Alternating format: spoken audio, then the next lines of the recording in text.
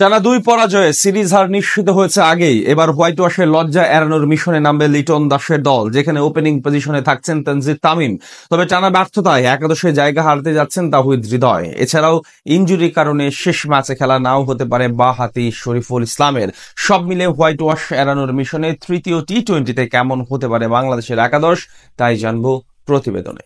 ব্যর্থতা যেন কিছুতেই পিছু ছাড়ছে না বাংলাদেশ ক্রিকেট দলের। একের পর এক ম্যাচ হেরে ব্যর্থ হচ্ছে টাইগাররা। আরব আমিরাতের বিপক্ষে টি-20 সিরিজ হারের পর এবার পাকিস্তানের বিপক্ষেও এক ম্যাচ আগে নিশ্চিত হয়েছে সিরিজ হার। টানা দুই ম্যাচে নিজেদের হারিয়ে খুঁজেছে ক্রিকেটাররা। বোলিং কিংবা ব্যাটিং উভয় বিভাগেই হতাশার পারফরমেন্স উপহার দিয়েছে। বিশেষ করে যাদের উপর প্রত্যাশার ভার ছিল তারাই ডুবিয়েছে দলকে। যদিও এবারের পাকিস্তান সফর নিয়ে বড় স্বপ্নের বীজ বুনেছিল টাইগার সমর্থকরা।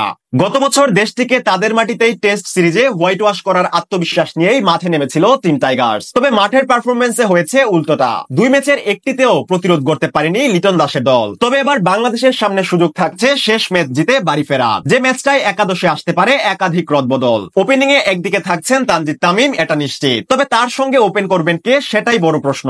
যদিও মাত্র 3 ম্যাচ আগে সেঞ্চুরি হাঁকানো পারভেজ হোসেন ইমনকে বাদ দেওয়ার সুযোগ নেই, সেক্ষেত্রে তামিমের সঙ্গী হচ্ছেন ইমনই। এদিকে 3 নম্বর পজিশন নিয়েও নেই কোনো সংশয়। শেষ দুই ম্যাচের মতো তৃতীয় টি-20তেও থাকছেন লিটন কুমার দাস। অন্যদিকে 4 নম্বর পজিশনে বদল আসছে নিশ্চিতভাবেই। টানা ব্যর্থতার পর এবার একাদশে জায়গা হারাচ্ছেন তাওহিদ হৃদয়। বিশেষ করে তার ব্যাটিং এর অ্যাপ্রোচ হতাশ করেছে সমর্থকদের। তার জায়গায় আরো একবার সুযোগ মিলতে পারে নাজমুল হোসেন শান্তর। আরব আমিরাতের বিপক্ষে এক ম্যাচে সুযোগ পেয়ে খুব একটা মন্দ করেননি টাইগারদের দুই ফরম্যাটের এই অধিনায়ক। 5 নম্বরে দেখা যাবে মেহেদী হাসান মিরাজকে। শেষ ম্যাচে সুযোগ পেয়ে খেলেছেন 17 বলে 23 রানের এক ইনিংস। 6 ব্যাট করতে নামবেন জাকির আলী অনিক। শেষ ম্যাচে গোল্ডেন ডাকের শিকার হলেও এর আগের ম্যাচে ছিলেন দলের সেরা ব্যাটার। অন্যদিকে ফিনিশিং এও দেখা যাবে শামীম হোসেন পাটোয়ারিকে। যদিও ব্যাট হাতে তেমন একটা ফর্মে নেই তিনি, কিন্তু বল হাতে গত দুই ম্যাচে সবচেয়ে কিপটে বোলিং করেছেন এই হার্ড হিটার ব্যাটার। স্পিন বিভাগে শেষ ম্যাচেও দলে থাকার সম্ভাবনা নেই শেখ মাহেদীর। তবে প্রথমবারের মতো পাকিস্তানের বিপক্ষে একাদশে থাকতে পারেন বাঁহাতি স্পিনার তানভীর ইসলাম।